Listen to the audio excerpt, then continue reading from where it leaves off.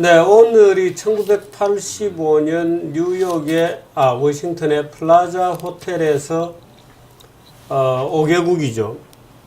뭐 5개국 세보겠습니다만 5개 미국을 비롯한 소위 G5, 그 당시는 G5였습니다. 지금은 뭐 G20, 뭐 G7 이어서 나중에 G20에 들어됐습니다만은 미국, 독일, 프랑스, 이탈리아 아닙니다.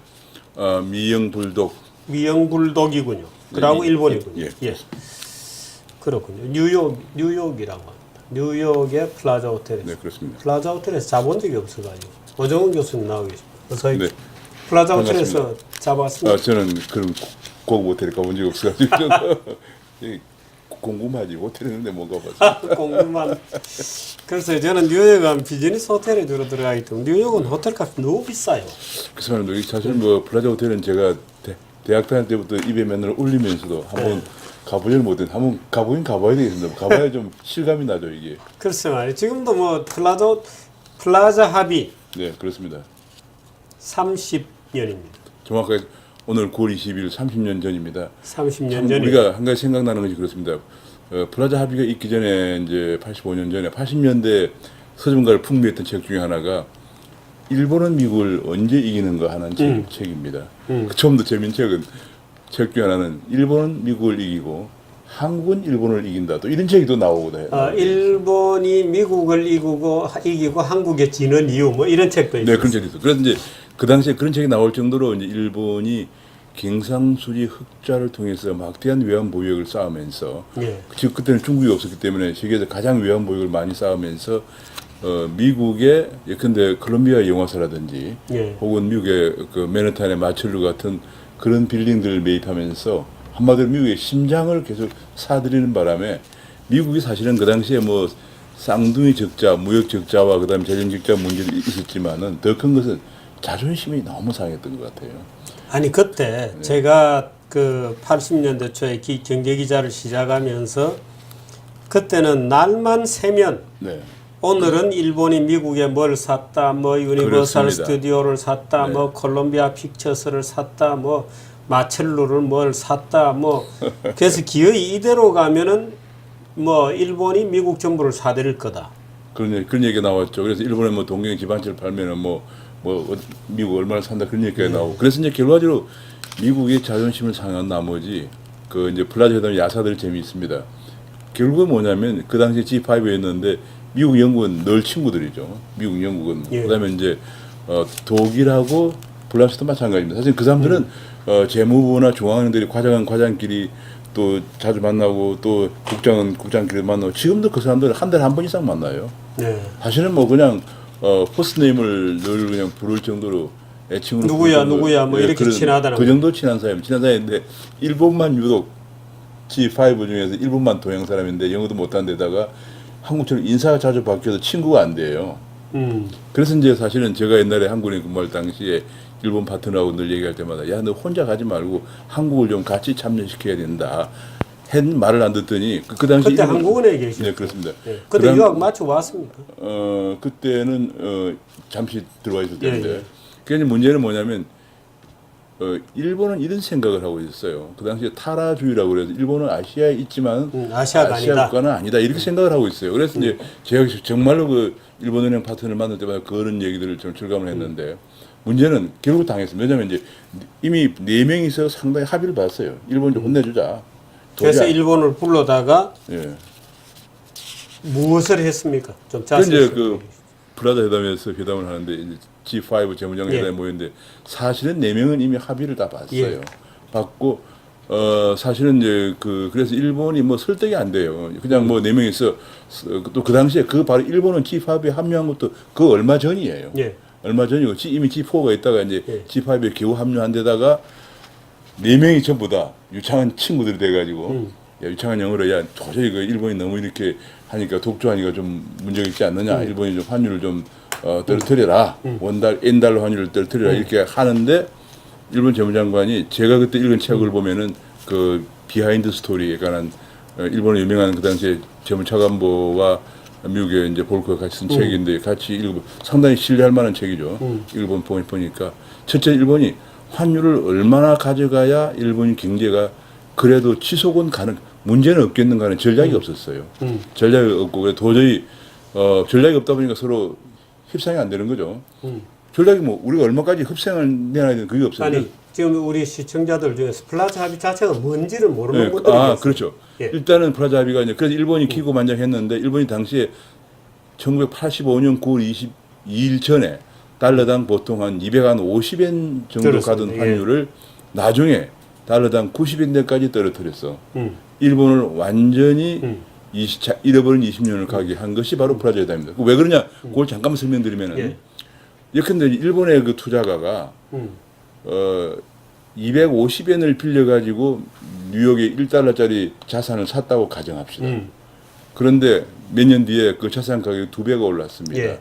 2달러가 됐어요. 아, 돈 많이 벌었다 해가지고 이제 팔아서 한국에 일본에 가져오니까 아니 90엔대로 환율이 떨어져가지고 예. 180엔밖에 안 돼요. 예. 몇 년 전에 빌렸던 250엔을 갚을 수가 없는 거예요. 예. 뭐 그 그래. 대신 또 그러니까 그 반대로 또 수출하는 입장에서 보면 안전자리에서 가격이 2배는 올라가 버리는 거죠. 그렇죠. 수출하기 어려워지는 거죠. 예, 그래서 이제 어떤 일이 벌어지냐면은 일본의 부동산 디벨로퍼들이 미국에 주로 많이 투자한 디벨로퍼들이 다 망하게 되고요.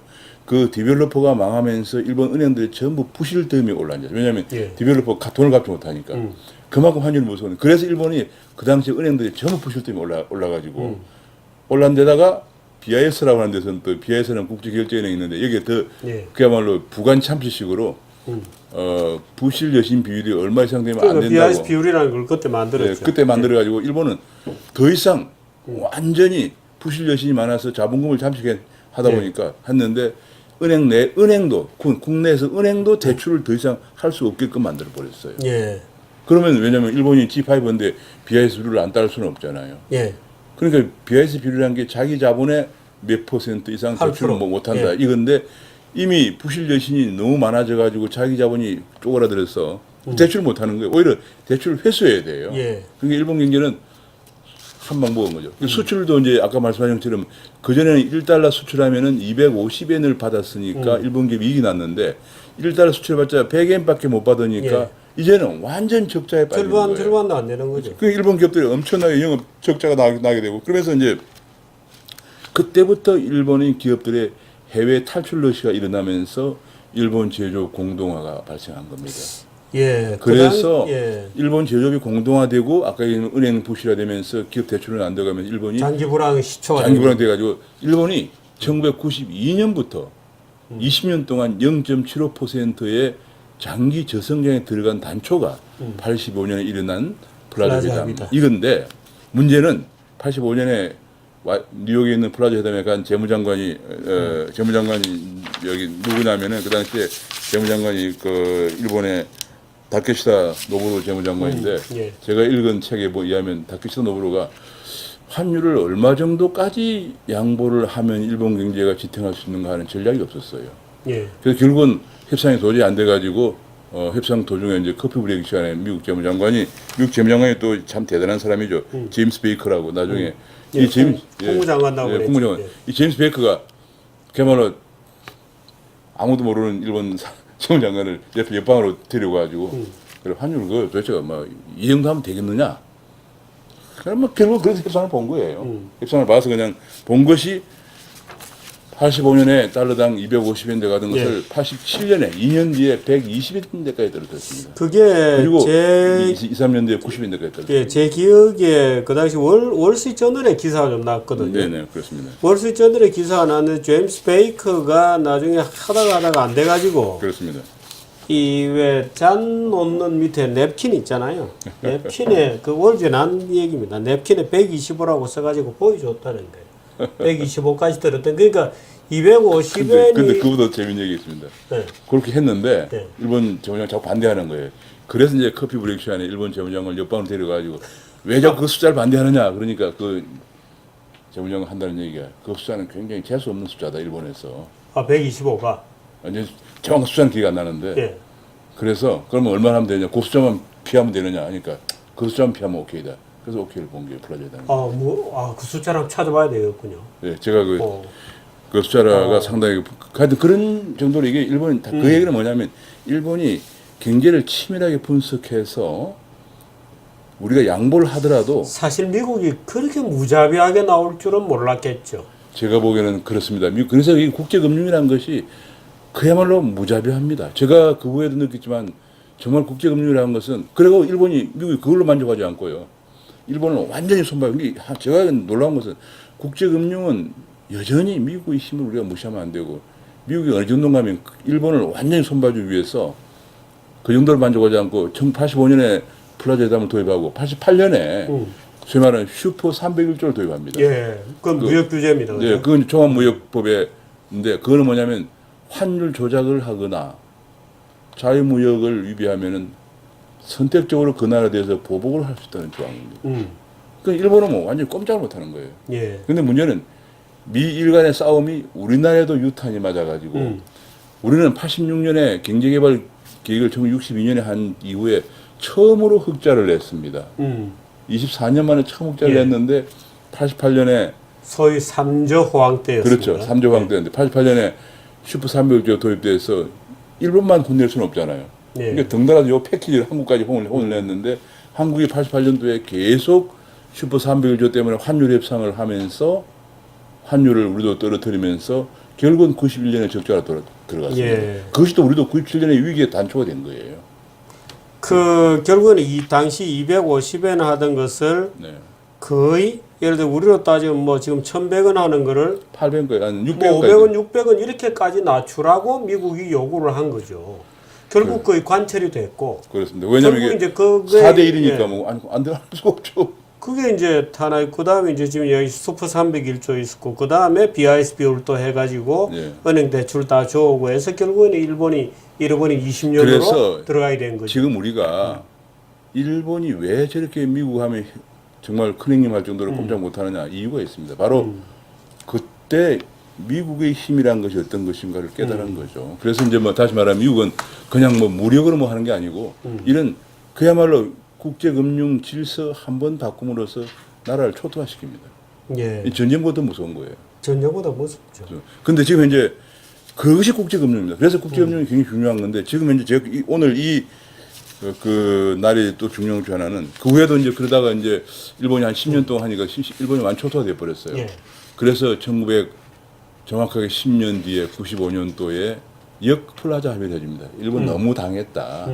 그리고 고베 대진이 발생을 했어요. 그래서 일본이 이제 형님 도저히 안 되겠습니다. 우리 지진까지 났으니까. 그게 95년이죠. 95년. 95년 1월 달에 고베 지진이 났습니다. 그렇습니다. 그래서 95년 4월 달에 그 일본의 환율을 좀 올리는 것을 허용해 주는 것이 예. 역플라자 합의인데 문제는 고전에 94년도에 위안화가 달러당 5.8에서 8.6으로 평가 절하를 했고 그 다음에 그 여파도 있었고 해서 일본도 일본이 너무하다. 중국도 평가절하 했으니까 얘나 너 좀 절하해라 해주면서 일본이 옛날에 절하하는데 우리나라는 그게 따라가지 못하다 보니까 수출이 안 되면 외환위기가 터진 겁니다. 그래서 이 국제금융이라는 것이 정말로 중요하고 지금은 이제 왜 이게 오늘 중요하냐면은 지금 이제 일본은 그래서 이제 그 후로 미국이라 그러면은 그냥 절대로 미국에 반하는 얘기를 안 합니다. 어디 가서. 예. 항상 얘기할 때는 미국 의중을 물어보죠.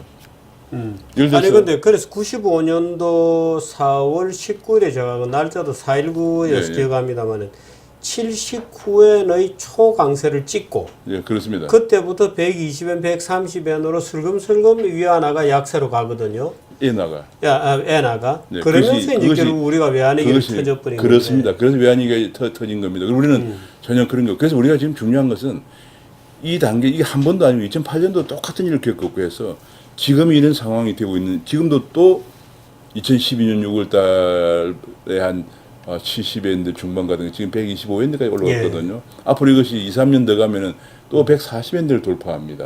근데 우리는 지금 그러지 못하고 있단 말이에요. 또 게다가 이번에는 그때와는 달리 위안화가 또 이번에 평가 절하를 예. 합니다. 그래서 우리나라가 이게 국제금융 정말 환율 전쟁인데 전쟁은 아까도 말씀드렸지만 무자비하고 정말 이거는 뭐 그야말로 가차 없습니다. 그래서 지금 시진핑이 미국 가 있거든요. 제가 염려하는 게 바로 그건데요.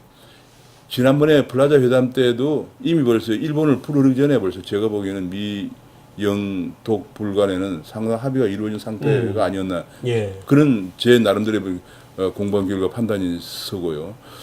또 이번에 2012년부터 엔화를 약세로 가져간 것도 미국에 사실은 내락이 있었다는 게 거의 확실합니다. 왜냐하면 그렇습니다. 예. 왜냐하면 작년에 예. 재작년에 이게 너무도 한국을 수출을 너무 마이너스까지 가져가기 때문에 작년 초에 와싱턴에 열린 G20 재무장관 회담에서 우리가 벼르고 있었죠. 일본은 예.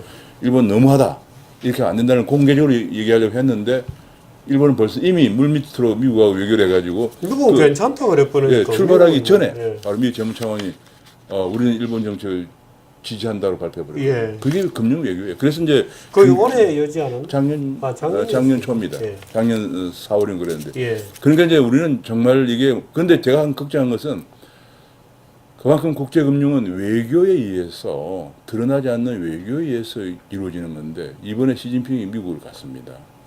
제가 시진핑의 이제 그 드러난 얘기를 보면 시진핑은 일단은 이제 양국 간 투자 협정을 체결해서 지금 이제 어떤 거냐면은 미국은 중국에게 미국의 고속철을 하도록 해가지고 지금 여기가 뭐 라스베가스에서 LA까지 가는 고속철을 중국한테 주고 미국은 중국도 미국한테 뭘 주느냐 보잉 비행기를 한 뭐 100여 대 이상 사겠죠. 사겠다는 얘기고 그다음 또 한 가지는 공동으로 아프리카의 어려운 아프리카의 질병 예방 센터 같은 걸 만들고 동티모르의 식량 안보 센터를 같이 만들자.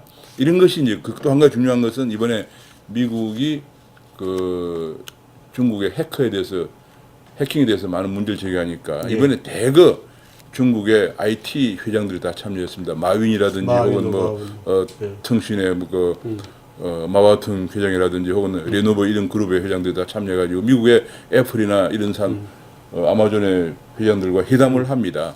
회담하는 재밌는 것은 오늘 저녁에 시진핑은 바로 애플의 회장 만찬에 참여합니다. 그 정도로 이 분야에 역점을 두는 건 이건 뭐 중요한 사항입니다. 중요하게 그래서 이게 미중 인터넷 산업 포럼이란 걸 합니다.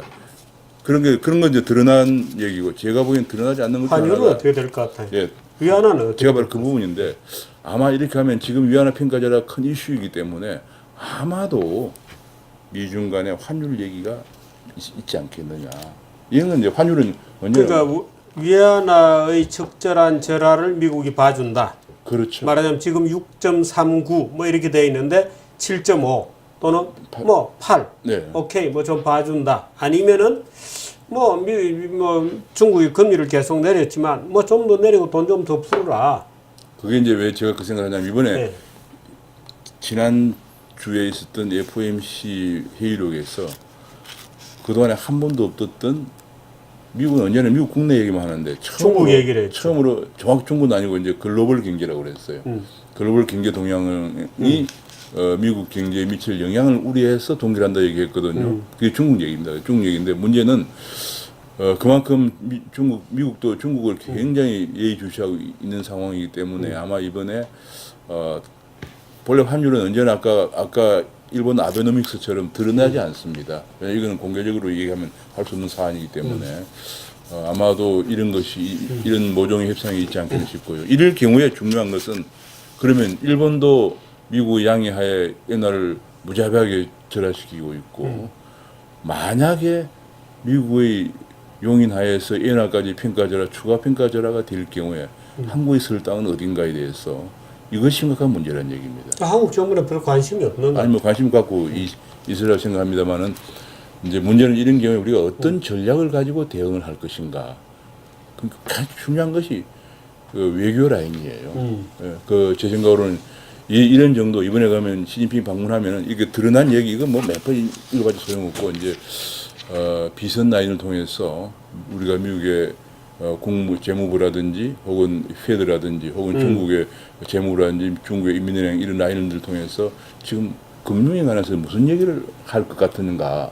그래서 사전에 정보를 입수하고 우리도 대응하는 이것이 이제 국제금융 외교죠. 그래서 그런 것들이 굉장히 필요하다. 예. 그런 상황입니다. 그렇군요. 근데 뭐 아마 우리 대통령도 미국 가게 돼 있죠. 네. 근데 문제는 이제 사실 대통령이 뭐 그런 거 직접 챙기기는 아무래도 힘이 붙이실 것 같고 통일 외교 뭐 이런 거만 해도 아마 대통령은 머리가 아프실 텐데 글쎄요, 뭐 경제팀에 제가 이제 고문을 말씀드렸습니다. 예. 이번 16일 날 대통령께서 방미를 하시기 때문에 이번 대통령 방미 때는 정말로 이제 물론 안보 문제가 제일 중요합니다. 북한 문제, 북핵 문제 제일 중요합니다만 그리고 이제 혹시 미국 조야에서 한국이 너무 중국 쪽으로 기우는 것이 아닌가 하는 우려를 해소해 주는 것도 중요합니다. 그러나 더 빠질 수 없는 중요한 문제 하나가 일본과 중국의 자국 통화의 엄청난 절하 때문에 한국이 지금 수출 증가율이 마이너스 14.7%가 예. 떨어지고 있는 상황에 관해서 미국이 좀 역할을 부탁하는. 왜냐하면 국제금융 질서라는 게 어차피 국가 간의 파고 싸움입니다. 근데 빈손으로 되겠습니까? 우리가 뭔가 미국에 내줄 것도 근데 있어야 미국처럼 되고. 이제 중국처럼 뭐 보잉을 뭐 한 100여 작년에 중국이 보잉을 155대나 사줬군요. 예. 이런 걸 우리가 참 그래서 뭔가를 우리도 이제 미국과 협상을 해서 카드를 가지고 이런 것이 굉장히 중요해요. 이게 일본 같은 경우는 아베노믹스를 용인받는 대가로 미국을 대신해서 아시아 방위를 미국 대신 하겠다 이런 거였는데 우리도 뭔가를 가지고 좀 환율 문제에 관해서 우리 굉장히 근데 그 당시에 우리 오 교수님께서 한국은행에 근무를 하셨고 하니까 사실은 저도 그 당시에 플라자 합의가 일어나던 시기에 이미 경제 기자를 몇 년 차를 하고 있었는데 사실 그 당시 플라자 합의가 있던 때나 또는 95년에 역 플라자 합의가 있던 95년이나 10년 후잖아요. 또 97년에 외환위기가 나던 프로세스나 또는 최근에 한 2년 전부터 해서 10년마다 돌아옵니다. 예? 10년마다. 왜냐하면 그러니까 85년 지금 2008년도에 우리가 달러가 모자라 가지고 달러 스와핑을 체결할 그것도 때나 2004년부터 예. 금리 올라가는 시작된 거거든요. 그러니까 지금 무슨 일이 어떻게 벌어지고 있는지를 우리 정부나 또는 우리 정치나 이런 데서 잘 모르고 있다는 거예요. 저는 그 이런 생각해 봅니다. 뭐 잘 모르지는 않겠지만은 좀 아직도 좀 미흡한 부분이 있기 때문에 정말로 지금은 그러니까 아까 2004년도에 미국 금리 올리고 95년도에 미국 일본에 이제 엔화 약세가 되면서 97년 위기가 왔잖아요. 2005년부터 엔화 약세가 되면서 2008년 우리나라에 위기가 왔단 말이에요. 예.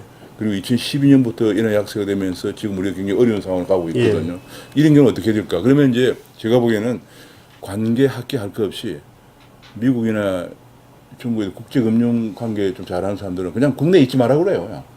자꾸 내보내고 뭐 한 몇 달씩 예. 내보내서 어떻게든 이런 정보들을 입수하고 예. 또 외교도 하고 하면서 좀 이렇게 우리 원화도 우리 기업들 좀 숨통이 들 수 있지. 우리나라 기업들이 지난번에 며칠 전에 발표된 한국은행 자료에 의하면은 2만여 개 외부 감사 대상 기업 그건 이미 이제 대상으로 조사한 결과 지난 3년 동안 바로 그 이제 예나 약세 기간이죠. 지난 3년 동안 영업이익으로 이자도 못 갚는 기업이 3,300개나 나왔다. 그런 자료가 있어요. 이런 얘기가 봤나? 예, 그게 예. 왜냐하면 수출이 안 되고 계속 해도 워낙 강세되면 적자가 나서 그렇거든요. 그래서 이게 바로 이제 우리가 80년대 예. 일본이 겪었던 거와 똑같은 건데 그래서 제가 보기에 이런 문제를 해결하기 위해서는 정말 우리가 미국이나 이런 데 대해서 우리가 정말 그런 문제는 이제 그런 것들이 이 개개 정보들이 쭉 취합이 돼서 국가의 정보로 포착이 돼야 되거든요. 일본은 그걸 잘합니다.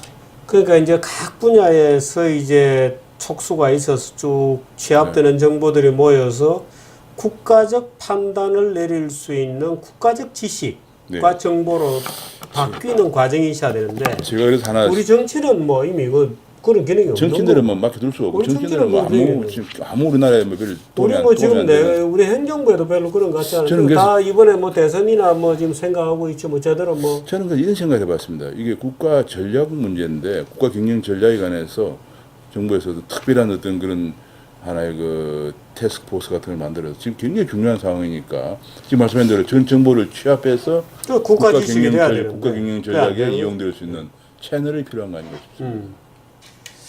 그렇습니다. 여러 가지로 뭐 계속 이 정규제 뉴스 보는 청취자, 시청자들을 위해서라도 우리 오 교수님께서 걱정을 좀 많이 해주시기 바랍니다.